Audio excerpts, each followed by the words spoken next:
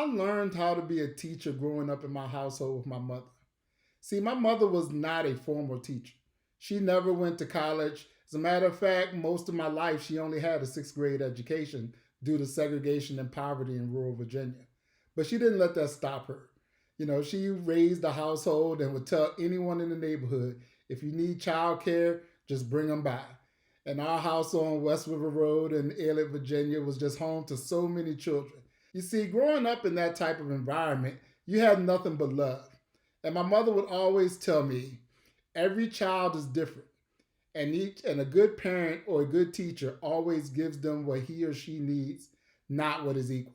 And that's a true definition of equity. And I learned that early in my life. Rodney and I have a long history in education together. We began working together at Armstrong High School in the early 2000s. Don't tell him about our ages. He taught history and I taught English, and we were right on the same hall with each other. And together we forged a bond that is still present today.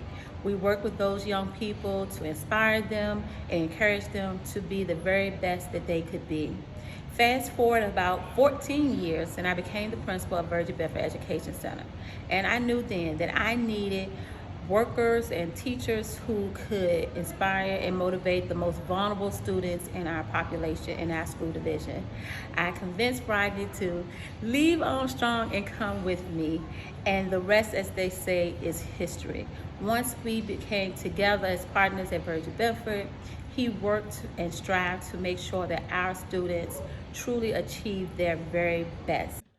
As a classroom teacher, Rodney Robinson, as a classroom teacher, you're going to get high engagement, you're going to get real world connections, you are going to get, you are not a product of your circumstances. I was honored as National Teacher of the Year in 2019, which was also an honor to go around the country spreading my educational beliefs and helping out as many kids as I could.